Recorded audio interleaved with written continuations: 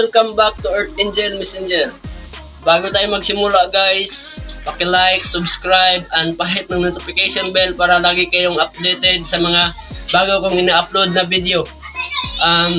Manalangin muna tayo guys. Sa ngalan sa Ama, sa Anak, sa Diyos Espiritu Santo. Amen. Naway Diyos Ama, naway bigyan nawa niyo po sila ng lakas ng kanilang pangangatawan, espiritu at kaluluwa. Ipalayo nawa niyo po sila Ama sa mga dautan, sa mga disgrasya. Patawarin nawa niyo po sila Ama sa lahat ng kanilang mga kasalanan at sa mga nagawa nilang pagkakamali sa kanilang kapwa. Bigyan nawa niyo po sila Ama ng liwanag sa kanilang puso at isipan at gabayan niyo po sila sa araw-araw sa kanilang ginagawa Ama. Naway ang mga taong makapanood dito nawa Ama ay makakaroon ng liwanag sa kanilang isipan at makita nila ang kabutihan at kaliwanagan sa buhay nila. By the way guys, lahat kayo guys, kahit anumang mga rehiyon nyo o yung pinaniniwalaan nyo, welcome kayo dito guys. Walang problema guys sa akin. Ito guys, ang mensahe na ito ay pangkalahatan guys. Sa lahat ng makakanood nito o makakarinig o makakita ng video na ito, welcome kayo dito guys. By the way guys, humihingi ako ng pamanin sa inyo kasi medyo maingay dito sa amin. Maraming bata na naglalaro dito sa amin, kaya naingayan. Kaya ito guys, by the way, ito pala yung karugtong ng ating video nung nakaraan guys. Yung 6 na halimbawa kung paano natin baguhin ang ating sarili. Magdagdag ako ng 3 guys. Una, kailangan natin magkaroon tayo ng respeto sa ating sarili para ang ibang tao magbibigay din ng respeto sa atin. Pangalawa guys, kailangan natin mahalin natin ang ating sarili. Kasi walang ibang magmamahal sa ating sarili kundi tayo lang. Kung marunong tayo magmahal sa ating sarili guys, ang iba saka lang magbibigay ng pagmamahal sa iyo. Ang pangatlo guys, kailangan natin ng balance. Huwag tayong magbigay tayo ng balance sa ating sarili guys. Kasi kung masama kasi kung sobra na ang ating mga ginagawa, masyado kang mabait, masyado kang matulungin, masyado kang maawain. Ganyan guys, kailangan bigyan din natin ng balance na kung masyado kang abuso o mga tarantado ganon, huwag natin i-sobrahan yan kasi pangit yun guys eh. Kailangan guys na, kasi kung masyado tayong matulungin sa ating kapwa, iti-take for granted lang tayo sa ating mga ginagawa o take advantage lang tayo nila. Kasi tayo ang magiging kawawa guys sa huli kung palagi tayong magbibigay sa kanila.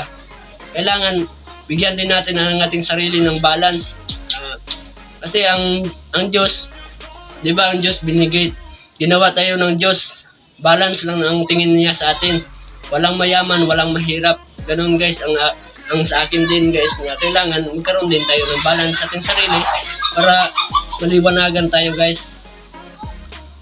By the way guys, meron pala akong isi-share sa inyo guys. Baka gusto nyong magpagamot sa akin. Makikita o makukontak lang nyo ako guys. Pindutin nyo lang sa ang description box sa ibaba kung saan nyo ako pwedeng kontakin. Ang hiling ko lang sa inyo guys, wala akong bayad kahit peso o 25 centavos. Hiling ko lang sa inyo na naway pagkatapos nyong gamutin guys, kailangan bumili kayo ng kandila at pagka-uwi nyo sa inyong bahay, sindihan nyo ang kandila at humingi kayo ng kapatawaran sa lahat ng mga kasalanan na nagawa nyo po sa inyong sarili o sa inyong kapwa. At saka magpasalamat din kayo guys sa lahat ng tulong na pinagkaloob ng Diyos sa inyo at sa lahat ng mga blessing na pinagkaloob sa inyo sa araw-araw. Yun lang guys ang gusto kong hinihiling ko sa inyo para muli tayong magbalik sa ating Diyos Ama sa paglilingkod sa Kanya. At by the way guys, baka meron kayong yung sakit may kaibigan kayong may sakit sa TB, sa pala guys, sa cancer, ulcer o sa kidney guys. May 3 akong halaman din guys na ibibigay sa inyo katulad dati. Pero iba to guys, para ito na may ipang gamot sa sakit sa cancer o sa ulcer guys, sa sakit sa bato. Una guys, kumuha lang kayo ng guys, yung kanang kipi-kipi guys, kipi-kipi, makahiya to guys. To guys, makahiya. Mao ni ang makahiya guys, ang maglilinis sa ating katawan guys. Kini maglilinis ni sa mga dumi sa ating katawan o yung mga dumi, dugo nga hugaw. Mao ni maglinis guys. Mao ni siya maghatag og pagpagaling sa mga sakit sa TB, sa cancer or sa guys, sa ulcer. Mao ni siya guys, kipi-kipi. Ilaga nyo lang to guys. Ilaga nyo lang to.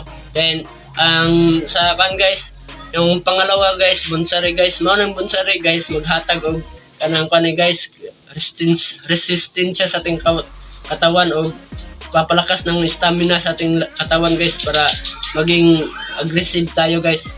Then, ang pangatlo guys ay panday guys, kining kanang luya ay tabilaw day guys. Tabilaw yan guys, oh. Kini guys, mao nay maghatag og kanang guys sa atong dugo. Maghatag siya og kanang makapagamot pud ni siya guys og kanang diabetes og anemic. Mo ni siya guys. Wapo gani kini siya guys, kaunon ang daw anay mas epektibo kayo guys. Mga kanang makaon na to ni guys. Maasim-asim ni. Masarap nga to isaw-saw sa asin. Pero okay kayo guys. Tatry ko sa inyo guys, oh. Yan guys. Okay kayo ni guys. The best kayo ni guys. Baka kasi guys, kanong ang kitang mga tao, yung hindi natin kayang ma-afford ang mga gastusin sa hospital guys. Ito guys ay magandang tulong ko rin to sa inyo, at ito ay hinihingi ko sa Diyos Ama at sa aking mga spirit guide na naway bigyan ako ng mga halaman gamot na panglawan sa sakit sa cancer at sa ulcer guys, sa sakit sa bato. Yan, yun ang hinihingi ko guys. Napapasalamat ako sa kanila kasi na hindi nila ako binigo. At naway guys na meron kayong natutunan na magandang aral dito sa video na ito.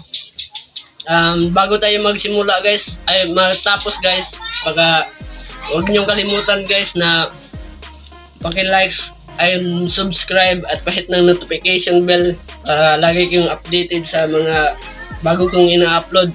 Maraming salamat guys at God bless.